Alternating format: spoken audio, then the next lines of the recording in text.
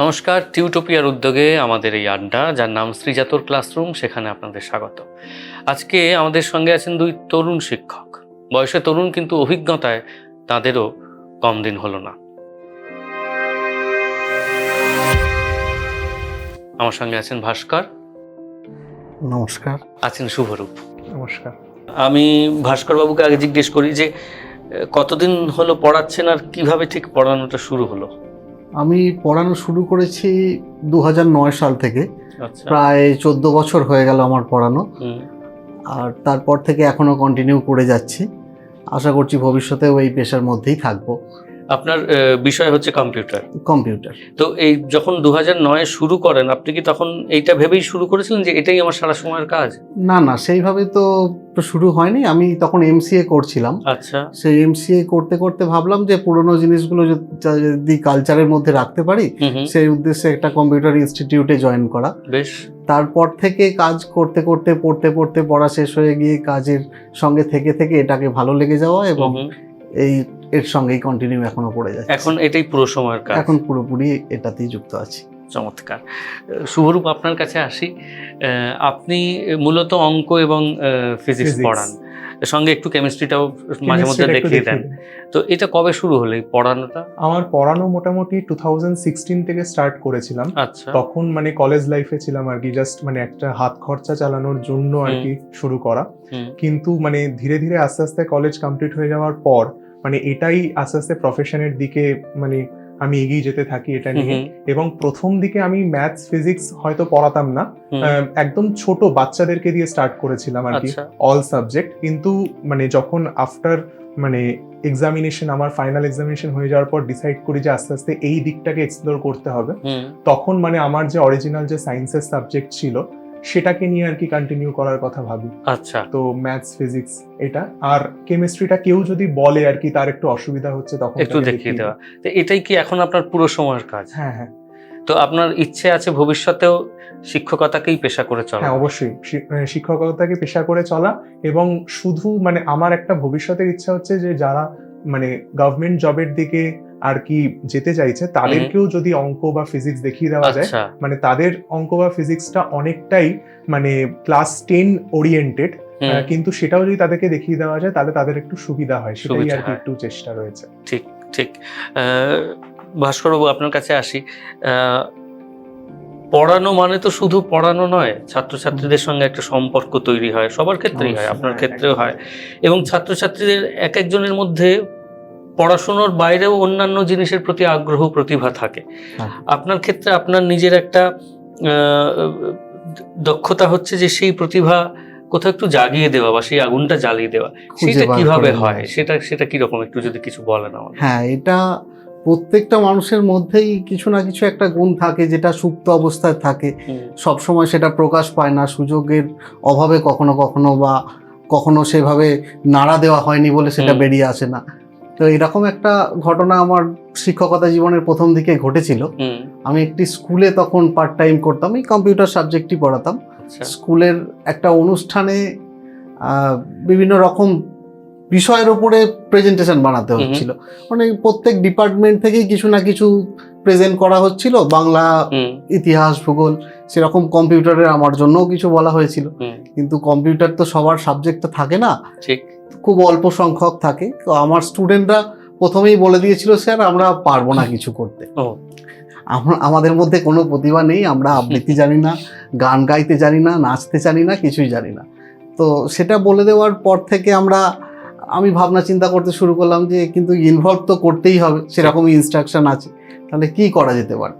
তো ওদের সঙ্গে একদিন বসে আলোচনা করলাম, গল্প করলাম, কে কি করে বাড়িতে, ছোটবেলায় কিছু শিখেছে কিনা, এইসব আলোচনা করতে গিয়ে জানলাম যে একটি ছেলে পড়াশোনার পাশাপাশি ওই বিয়ে বাড়ির অনুষ্ঠানের কাজ করে, মানে ফুল টুল দিয়ে সাজায়। তো আমি দেখলাম যে তাহলে ফুলের কাজটা এ করতে পারে। কয়েকজনের মাঝে দেখলাম যে একজন ছবি আঁকতে পারে ভালো, কিন্তু সেগুলো তো ওইভাবে স্টেজেতে ছবি এঁকে দেখানো যাবে না। তো সেইটাকে আমি ওদের সঙ্গে আলোচনা করে ভাবলাম যে তাহলে আমরা যদি মঞ্চটাকে ডেকোরেশন করি, সেটাই ওদের প্রতিভা। হ্যাঁ, তাহলে সেটা একটা করা যেতে পারে। সেই মঞ্চ নিয়ে তো সেরকম ভাবে স্কুলে সেভাবে কেউ ভাবে না। ঠিক। তো ওই ছেলেগুলোর সঙ্গে আমি আলোচনা করে একটা ডেকোরেশন করলাম, ওর ওই ফুল যেগুলো সাজায় ওকে দিয়ে সাজালাম, ব্যাকগ্রাউন্ডে কিছু ছবি আঁকালাম, আলপনা দিলাম। একজন নার্সারি ছিল তাদের বাড়ি থেকে কিছু গাছ নিয়ে এসে সামনে সাজালাম। তারপর সেইভাবে আমরা মঞ্চটাকে সাজালাম এবং খুব প্রশংসিত হয়েছিল বিষয়টা।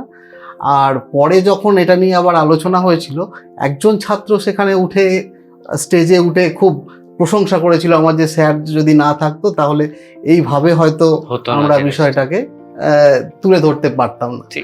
এটা আমার কাছে খুব সম্মানের ছিল এবং বড় পাওয়া ছিল।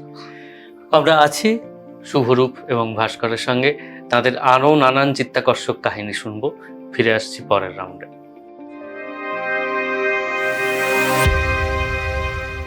ফিরে এলাম শ্রীজাতর ক্লাসরুমে আমাদের আজকের পর্বে পরের রাউন্ড নিয়ে।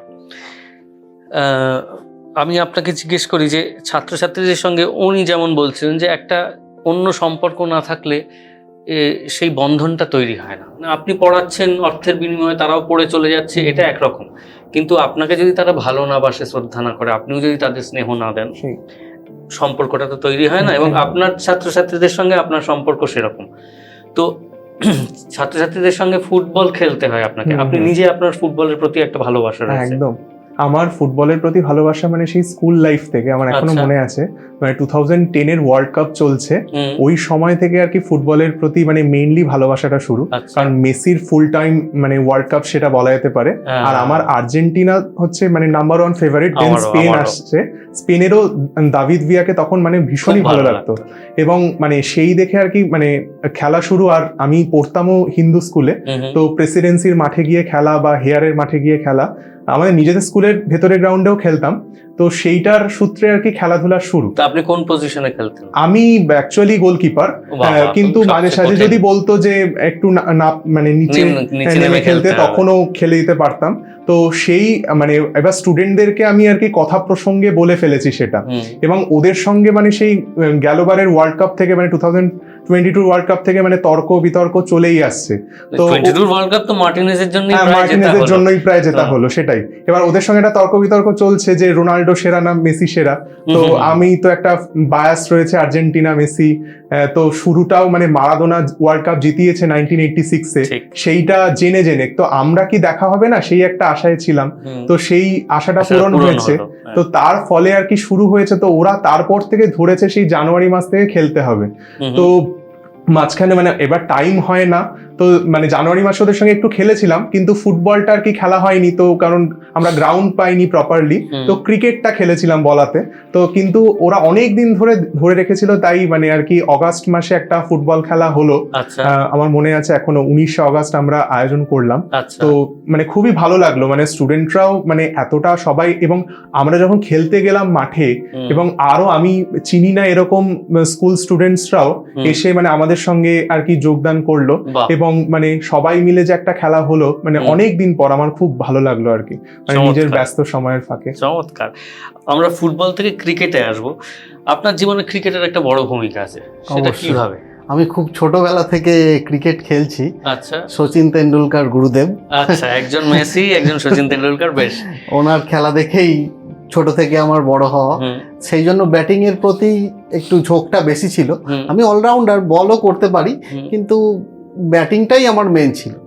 তো অনেক দিন ধরে খেলেছি। এখন কাজের ব্যস্ততার মধ্যে আর সেইভাবে খেলা হয়ে ওঠে না, তবুও সুযোগ পেলে সেই চান্স আমি মিস করি না। কখনো ছুটির দিন পেলে মাঠে চলে যাই, আবার খেলতে শুরু করি। কিন্তু খেলাধুলোটাকে কখনো কি এর চেয়ে বেশি এগোনোর কথা ভেবেছেন, যে খেলাধুলোতেও তো একটা ভবিষ্যৎ আছে, বিশেষত ক্রিকেটে? হ্যাঁ, ভবিষ্যৎ আছে, কিন্তু আমরা তো খুব ইন্টেরিয়ার জায়গায় থাকি, সেখানে সেই রকম সুযোগ ছিল না। এখন একটু একটু করে হচ্ছে, ওখানকার ছেলেরা কলকাতার দিকে খেলতে আসছে, কিন্তু সেই সময় এই সুযোগগুলো ছিল না। ঠিক।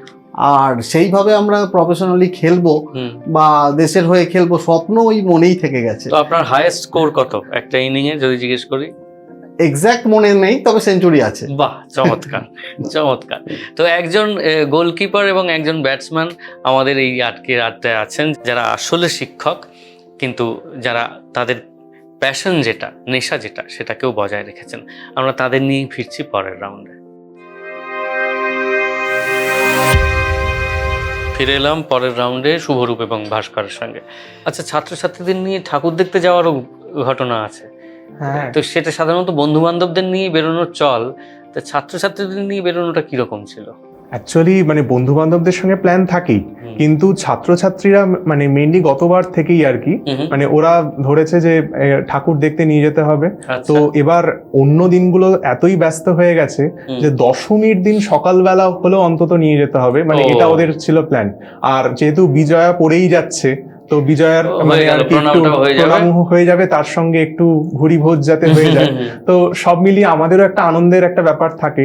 তো সেই জন্য আর কি গত বছর আমরা ঠিক করলাম যে দশমীর দিনই তাহলে বেরোবো। সব প্ল্যান ট্যান হয়ে যাওয়ার পর দশমীর দিন সকালটা যেহেতু খালি থাকে, তো সেই জন্য আর কি মানে সেটা হয়েই গেল। আর আশেপাশে যত ঠাকুর ছিল, মানে আমার অ্যাকচুয়ালি নাগেরবাজার এলাকার আশেপাশে প্রচন্ড ভিড় হয় ওখানে। হ্যাঁ প্রচন্ড ভিড় হয়। আর দমদমের যে ঠাকুরগুলো, আর মানে গতবার ভগবতী পার্কের এর পাশে একটা পুজো দারুণ মানে করেছিল, তো সেটা আর কি মানে পুরস্কারও পেয়েছিল মানে বেশ স্বনামধন্য স্থান থেকে। তো তার জন্য এত ভিড়, কিন্তু আমরা দশমী হওয়াতে একটু যেন মনে হয় খালি পেলাম। তারপরে আর কি একটু পাশেই ডায়মন্ড প্লাজা রয়েছে, সেখানে আর কি একটু ঘুরতে টুরতে যাওয়া, সব মিলিয়ে বেশ আর কি দশমীর সকালটা বেশ ভালোই কেটেছিল। মানে দশমীর যে একটা বিদায়ের সুর, সেইটা একটু ফিলটা কম, মানে বিকেলের পরে হয়েছে, আনন্দটা বেশি হয়েছে। চমৎকার। আপনার একটা শুনছিলাম যে মনে রাখার মতো অভিজ্ঞতা আছে দার্জিলিং এ কাঞ্চনজঙ্ঘা দেখতে গিয়ে। হ্যাঁ, সেটা কিরকম?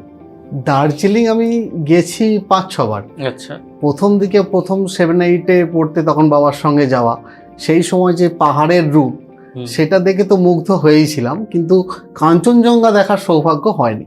আচ্ছা।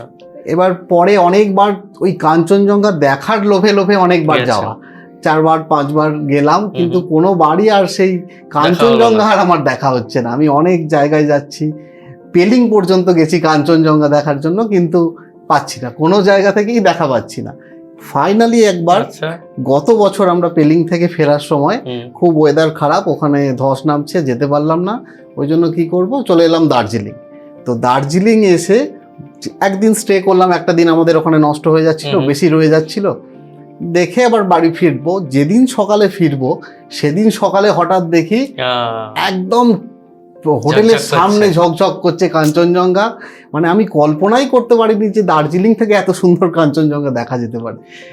না, আসলে কাঞ্চনজঙ্ঘার একটা মুশকিল হচ্ছে যে হয়তো আপনি দেখে গেলেন ওয়েদার রিপোর্টে যে সব পরিষ্কার দেখা যাবে, তার মুখ দেখা যাবে না, বা ওই যে আপনি যেমন অপ্রত্যাশিত সেদিন সকালে আপনি আশাই করেননি, তখন দেখা দেবে।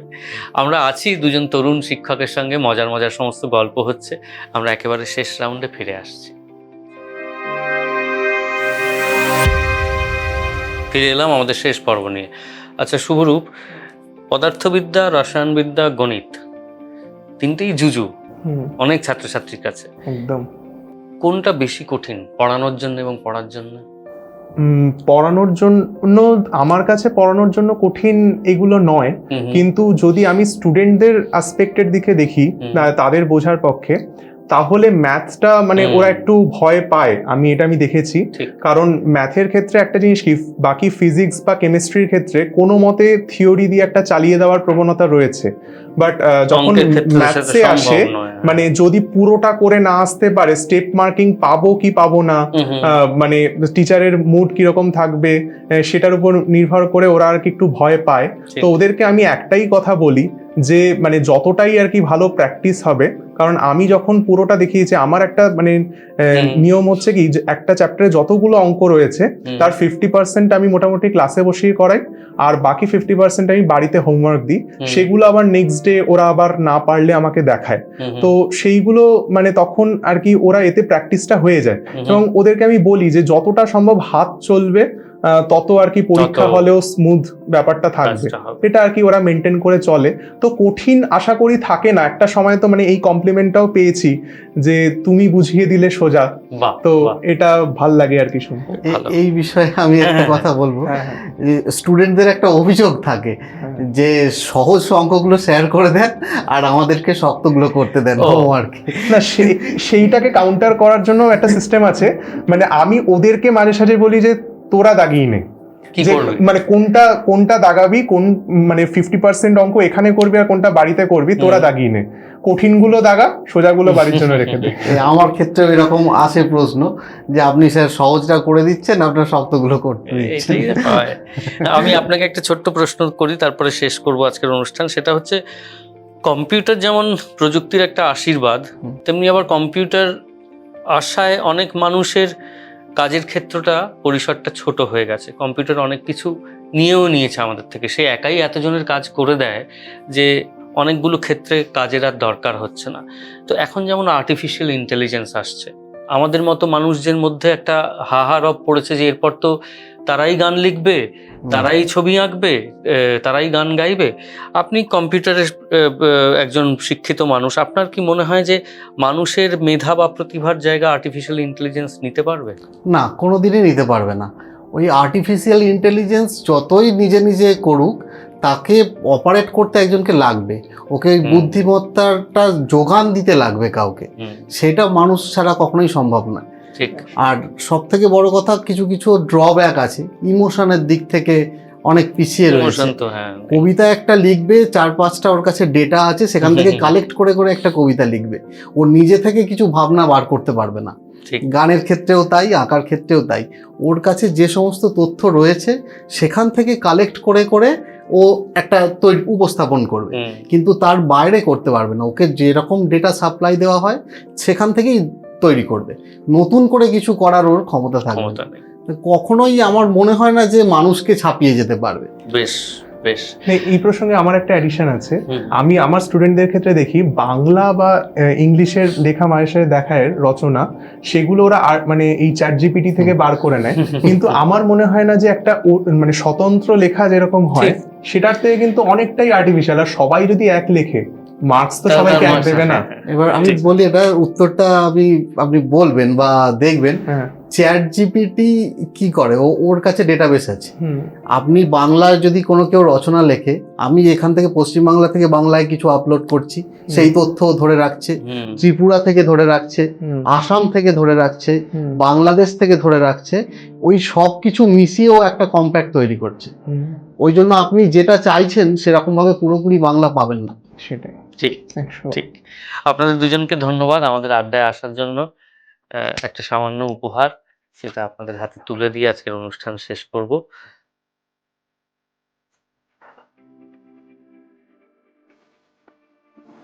অনেক ধন্যবাদ।